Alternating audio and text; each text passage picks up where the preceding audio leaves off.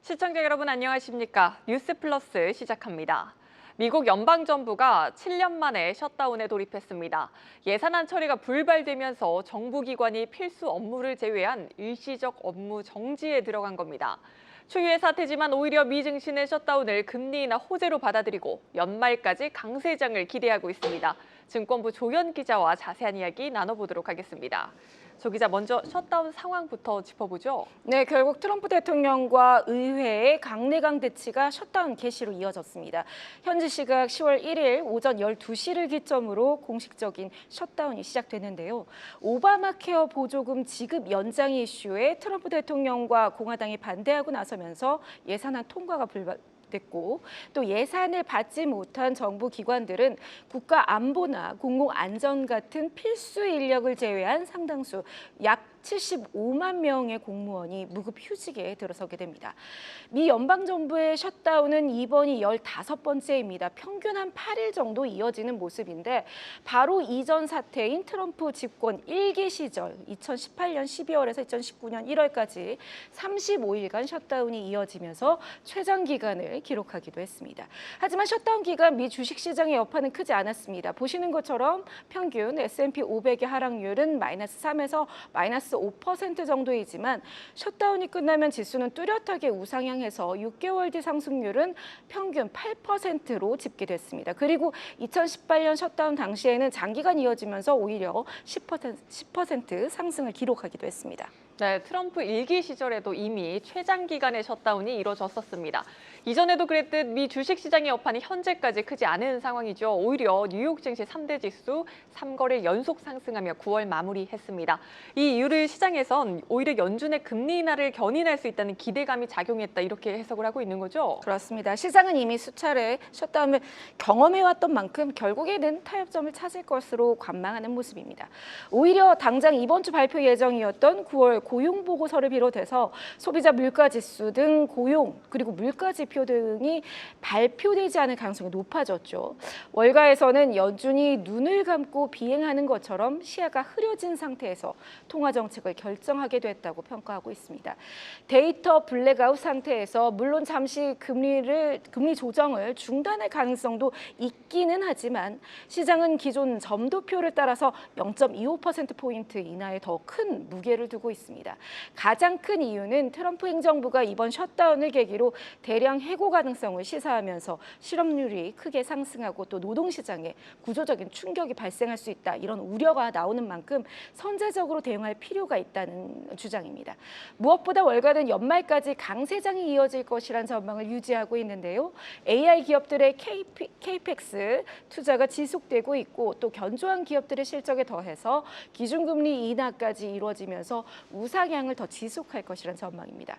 골드만삭스는 올 연말까지 미국을 비롯한 글로벌 주식에 대한 투자 의견을 중립에서 비중 확대로 상향했고, 뱅크 오브 아메리카는 S&P 500이 좀 높은 수준이긴 하지만 이런 밸류에이션이 새로운 뉴 노멀이 될 수 있다라는 전망을 내놓았습니다.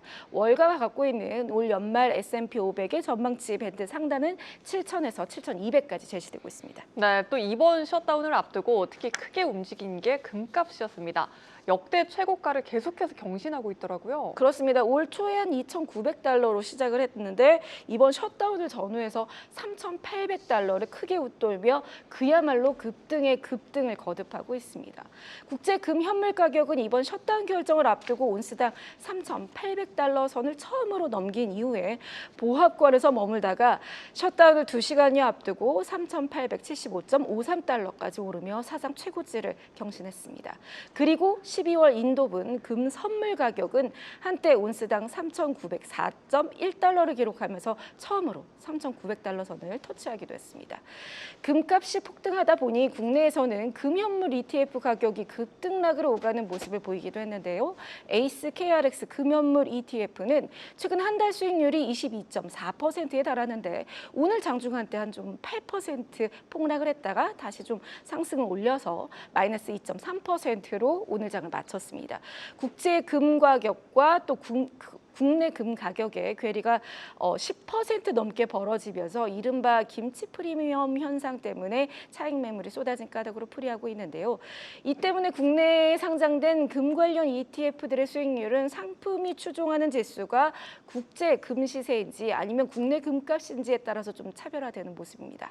한편 골드만삭스는 국제 금값이 내년 온스당 4,000달러에 달할 수 있고 연준 독립성이 더 훼손될 경우 5,000달러까지 치솟을 수 있다는 전망을 내놓고 있습니다. 네, 여기까지 듣겠습니다. 증권부 조연 기자였습니다.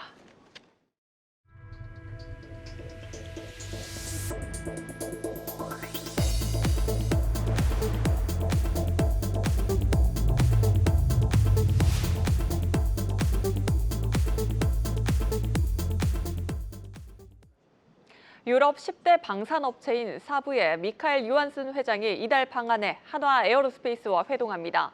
한국경제TV 취재 결과 사브 회장을 비롯한 스웨덴의 주요 50개 기업 CEO가 경제사절단을 꾸려 한국을 찾을 예정입니다. 취재기자 연결해 자세히 들어보겠습니다. 배창학 기자, 스웨덴 경제사절단이 왜 방한하는 겁니까? 네, 스웨덴 경제사절단의 방안은 우리 기업들과 파트너십을 구축하려는 행보로 풀이됩니다. 특히 친환경 분야에서 협력 관계를 한층 공고히 하는 것이 주된 목표입니다. 외교 당국 관계자들에 따르면 스웨덴 경제사절단은 오는 15일부터 17일까지 4일간 방한합니다. 한국경제TV 취재 결과 경제사절단은 스웨덴 국토주택장관, 외무장관을 비롯한 정부 관계자 수십여 명과 50여 개사 경영진들로 구성됐습니다. 산업별로는 모빌리티의 볼보, 스카니아, 에너지의 헥시콘, 히타치, 통신의 에릭슨 등이 포진됐습니다. 방한 기간 우리 기업들과 여러 양해각서도 체결할 예정입니다. 기후 환경 선진국인 스웨덴은 한국과 오는 2050년 탄소 중립을 위한 민관 연합체 녹색전압 연합을 설립해서 운영 중입니다. 실제로 최근 볼보는 LS 일렉트릭과 글로벌 굴착기 생산 거점인 창원 공장에 태양광 발전 시설을 준공한 바 있습니다. 헥시콘은 4조 4천억 원을 들여 울산시 인근 해역에 세계 최대 규모의 해상 풍력 단지를 조성 중입니다. 방한 기업 대다수가 속한 스웨덴 최대 기업 집단 발렌베리 그룹의 사모펀드 운영사도 방한 명단에 포함됐습니다. 다만 지난해 말 비상계엄 사태로 방한이 무기한 연기됐던 울프 크리스테르손 스웨덴 총리는 방한 명단에서 빠진 것으로 확인됐습니다. 특히 유럽 10대 방산업체인 사브도 동행하기로 하면서 방산 부문에서도 양국 간 협력이 본격화될 전망입니다. 네, 자동차 회사에서 방산업체로 탈바꿈한 사브가 한국을 찾는 이유가 궁금한데요. 어떤 기업과 만날 예정입니까? 일단 한화 에어로스페이스를 만날 가능성이 가장 큽니다. 사브는 20여 년 전 한국 방산 시장에 진출한 이후 법인을 운영하고 있어 국내 방산업체들과 여러 접점이 있습니다. 러시아 우크라이나 전쟁 발발을 기점으로 급성장했다는 점도 국내 기업들과 비슷합니다. 사브의 시가총액은 우리 돈 약 45조 원으로 러우 전쟁 동안 10배나 뛰었습니다. 사브의 미카엘 유한슨 회장은 유럽 20여 개국 4천 개 넘는 방산업체를 대표하는 유럽 방산협회장으로 임명되기도 했습니다. 업계에서는 유한슨 회장이 이번 방안을 기점으로 한국 시장 공략에 속도를 낼 것으로 보고 있습니다. 요한슨 회장은 한화 에어로스페이스의 사업장을 둘러보고 경영진도 만나 추가적인 협력 방안을 논의할 것으로 전해졌습니다. 실제로 한화에어로는 지난달 한국형 다연장 로켓 천무에 사브가 보잉과 만든 장거리 미사일을 시켰다는 양해각서를 맺은 바 있습니다. 요한슨 회장이 경제사절단의 방한 일정이 마무리되면 국제 항공우주 방산전인 아덱스에도 참석해 세일즈 활동을 할 것이란 관측도 제기됩니다. 지금까지 보도국에서 한국경제TV 배창학입니다. 이재명 대통령이 잠시 후 용산 대통령실에서 챗 GPT의 아버지로 불리는 샘 올트먼 오픈 AI 최고 경영자를 접견합니다.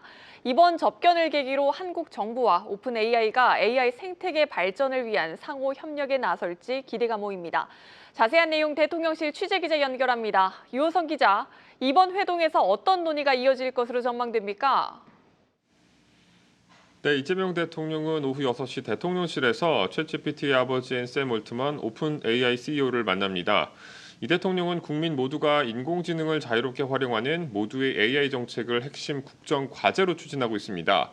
산업과 공공교육 등 전 분야에 걸쳐 AI 도입하고 AI 산업 육성에 조 단위 예산을 투자해 글로벌 AI 3대 강국으로 도약하겠다는 방침인데요.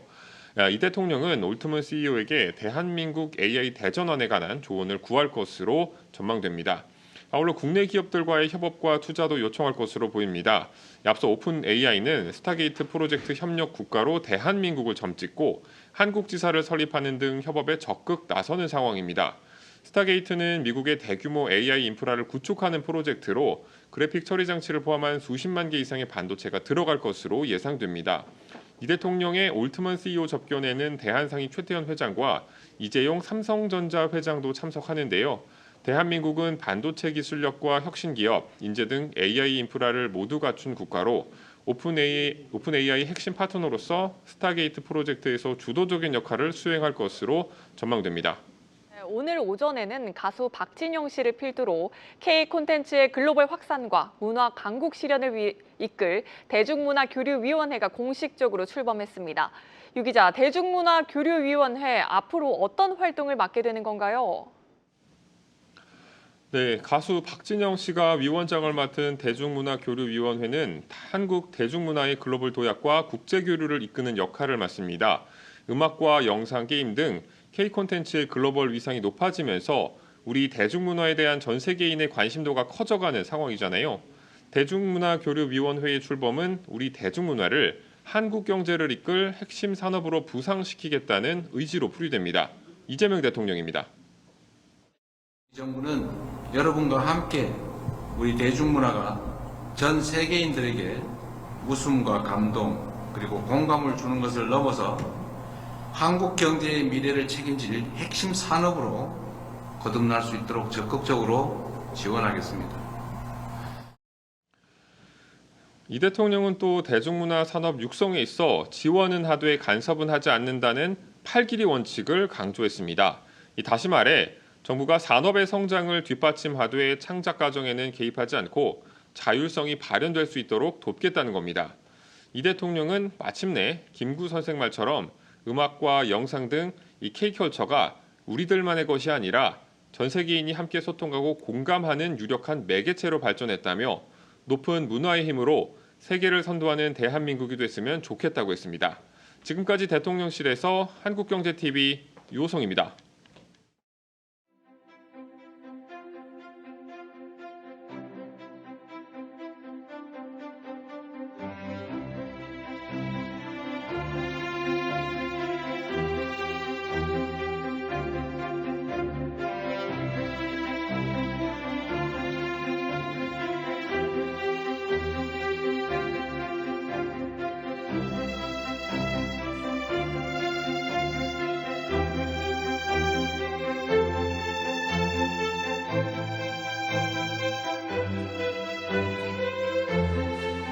LS/LNF 배터리 솔루션은 순수 국산화 기술로 K-배터리 소재의 세계화를 이끌 것입니다. 현재 2만 톤 생산 규모에서 향후 2029년까지 12만 톤의 전구체를 생산하는 명실상부 대한민국 1등 2차 전지 소재 기업으로 성장할 수 있도록 더욱 매진하겠습니다.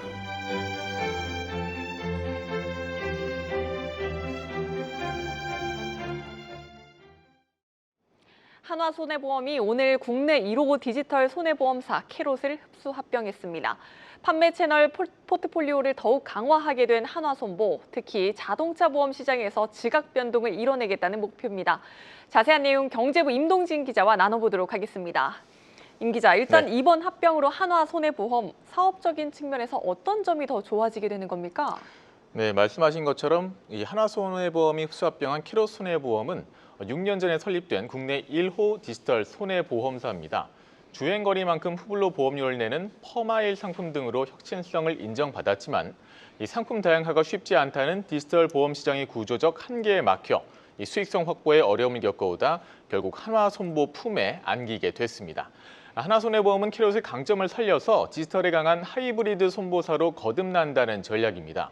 캐롯은 디지털 보험사답게 온라인과 빅데이터에 강점이 있습니다. 특히 모바일 앱 가입자의 60%가 40대 이하인 만큼 젊은 층에 대한 데이터베이스가 풍부합니다. 따라서 이 부분에 초점을 맞춰서 통합 시너지를 내겠다는 겁니다. 또한 한화손보는 여성보험 시장에서 두각을 나타내고 있는데요. 여성 건강보험을 중심으로 장기보험 상품군도 사이버 마케팅 채널로 확장하고 여성 솔루션 기업으로 발전해 나갈 계획입니다.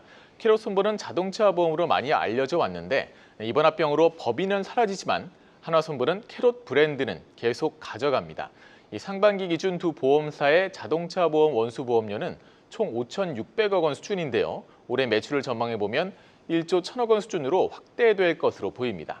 한화손보는 자동차 보험 분야에서 앞으로 5년 내 매출 2조 원을 달성하겠다는 목표입니다. 네, 앞서 말씀드렸듯 자동차 보험에서 지각 변동을 이뤄내겠다는 한화손보입니다. 이번 합병으로 당장 업계 순위부터 뒤바뀌겠네요. 네, 이 상반기 기준으로 한화손해보험의 이 원수보험료, 자동차 보험의 원수보험료는 상반기 기준으로 3.39%의 점유율을 갖고 있습니다.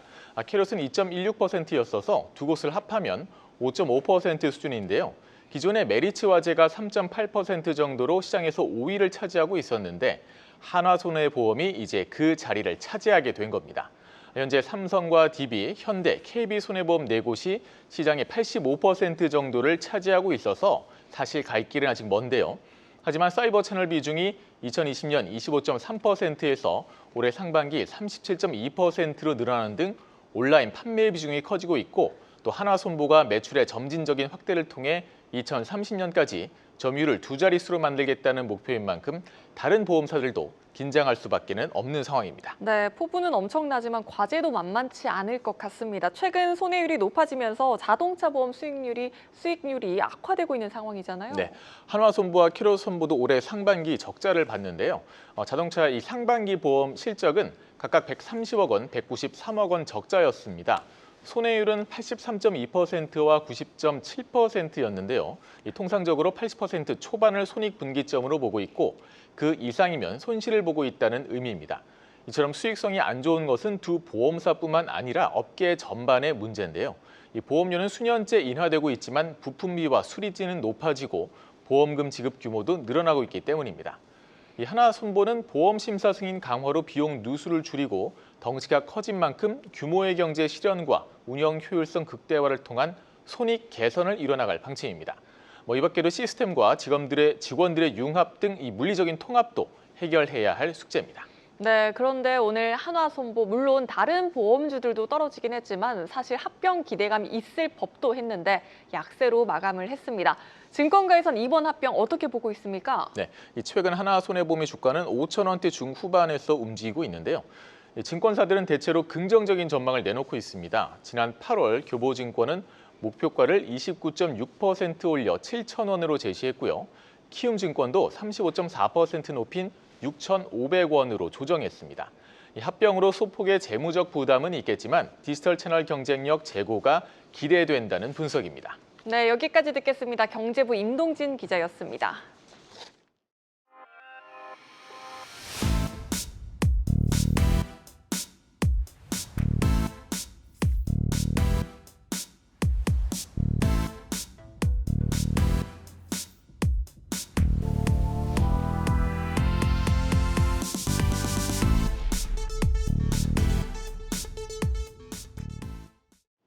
정부가 9.7 공급 대책의 후속으로 노후 공공임대 아파트 재건축에 시동을 걸었습니다. 하지만 정작 주민들은 재건축을 원하지 않고 있습니다. 살던 동네를 떠날 여건이 되지 않기 때문입니다. 정부의 일방통행에 우려의 목소리가 나옵니다. 강미선 기자가 현장을 다녀왔습니다. 서울 강남구 수서동 주공 1단지 아파트. 영구임대 아파트 단지인 이곳은 정부의 9.7 공급 대책에 따라 재건축을 추진하고 있습니다. 하지만 주민들은 반발하고 있습니다. 재건축도 갑작스러운 이주도 원치 않다는 입장입니다. 어르신들 의견이 그냥 난리죠. 지금 우리 어디로 다 쫓겨나냐고. 이 많은 사람들이 어르신들이고 거의 다 불편하시고 장애자들이 많아요. 어디로 다 가냐고. 정부는 내년 하계 5, 상계 마드를 시작으로 수서, 가양, 중계 등 노후 공공임대를 재건축해 2030년까지 총 2만 3천 가구를 착공한다는 계획입니다. 용적률도 최대 500%까지 높여 공공임대를 늘리고 일반 분양도 할 예정입니다. 도심에서 노후 공공임대 재건축 사업은 젊은 세대에게 양호한 입지에 저렴한 가격으로 주택을 공급할 수 있는 유효한 수단이 될 거라는 점입니다. 우리나라도 이제 본격적으로 시작할 시점에 왔습니다. 앞으로 주거 취약계층을 보호하는 관점에서 이번 사업을 성공적으로 추진해야 할 거로 생각합니다. 정부의 의지에도 실현 가능성은 높아 보이지 않습니다. 당장 노인과 장애인들이 많이 사는 공공임대주택의 특성상 주민들의 반발이 예상됩니다. 당장 여기 사는 사람들 이주대책으로 나가서 있다가 새로 건설도 들어와야 되는데 그런 거에 대한 말도 일체 없고 주민들 공청회도 열어보고 협력을 해야 되는데 의사소통이 좀 잘 안 되고 있어요, LH하고. 또 갈수록 올라가는 공사비를 어떻게 감당할지 뚜렷한 대책이 나오지 않고 있습니다. 공사비가 지속적으로 오르고 있는 상태이기 때문에 LH 재정이라든가 이런 부분들이 좋지 않은 상황이어서 공사비를 충당을 어떻게 할 것이냐라는 부분들도 좀 보완이 될 필요가 있죠. 일반 분양 물량이 얼만큼 나오느냐가 사업성에 직결이 되는 거기 때문에 임대 비율과 일반 분양 비율에 적절한 그런 협의가 좀 필요하겠죠. 노후 공공임대 재건축을 도심 공급이라고 규정한 정부의 속도전에 입주민들만 삶의 터전을 떠나야 하는 상황이 벌어질 수 있다는 지적이 나옵니다. 한국경제TV 강미선입니다. 우리나라 은퇴 연령층의 상대적 빈곤율, 중위소득 50% 이하 비율이 40%에 육박한 것으로 나타났습니다. 경제협력개발기구 회원국 가운데 가장 높은 건데요. 특히 우리나라 특성상 부동산을 포함한 실물 자산의 대부분의 자산이 몰려 있어 체감 빈곤율은 더 높을 수밖에 없습니다. 이를 해소하기 위해 하나금융은 부동산 하나로도 안정적인 노후 소득을 창출할 수 있는 상품을 출시했습니다. 김보미 기자가 보도합니다. 만 55세 이상이라면 금융회사에 집을 담보로 맡겨놓고 매달 연금을 받을 수 있는 하나더넥스트 내집연금. 주택금융공사의 주택연금과 상품 구조는 거의 동일하지만 공시가격 12억 원에 초과하는 주택 소유자가 가입 대상이라는 점에서 차이가 있습니다.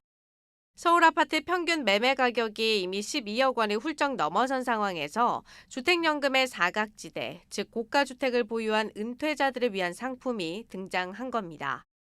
현재 일부 시중은행에서도 비슷한 상품을 취급하고 있지만 최장 30년 만기 이후에는 매달 받았던 원금의 이자까지 합쳐서 갚아야 하고 이마저도 주택가격이 하락하면 연금 지급 기간이 단축될 수 있다는 점에서 노후연금으로는 한계가 있다는 평가가 많았습니다. 하지만 하나더넥스트 내집연금은 주택금융공사와 동일하게 종신 만기이고 주택가격이 하락하더라도 추후에 부족액을 상속인에게 요구하지 않는 비소구 방식을 택하고 있습니다. 부부 두 분이 돌아가실 때까지 전부 다 연금이 계속 지급되는 방식인데 오랫동안 거주하셨던 집에서 계속 사시면서도 연금을 받으실 수 있다는 장점 때문에 사람들이 많이 오고 있고요. 혁신금융서비스 지정으로 다른 시중은행들과 달리 LTV, DSR 등 대출 규제도 적용받지 않아 총 대출 한도도 상대적으로 높습니다.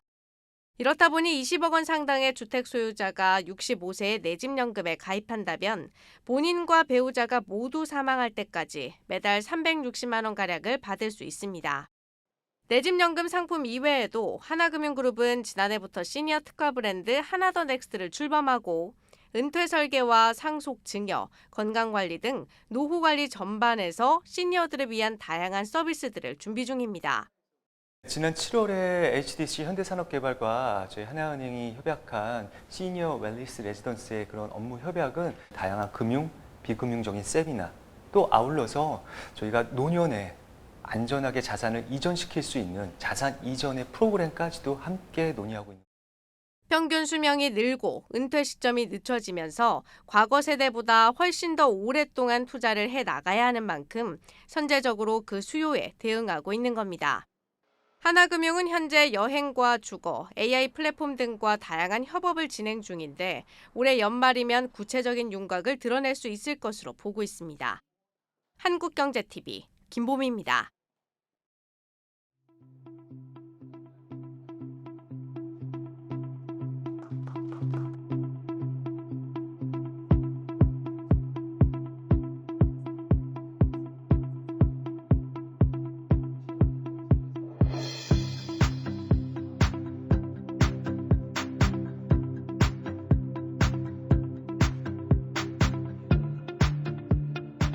신용 점수가 떨어졌을 때 신용 회복을 위한 AI 에이전트 MCP를 만들고자 실제로 다양한 사이트에서 API식으로 서비스를 많이 제공해주고 있기 때문에 신용 점수 회복 플랜을 짜주는 MCP를 개발하는데 무리가 없을 거라고 생각합니다.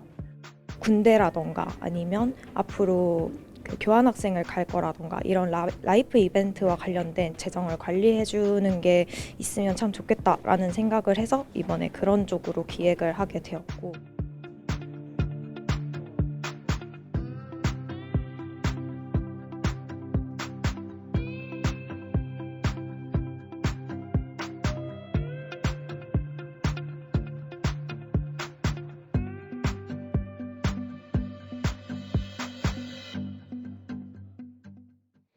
오늘 뉴스는 여기까지입니다. 시청해주신 여러분 고맙습니다.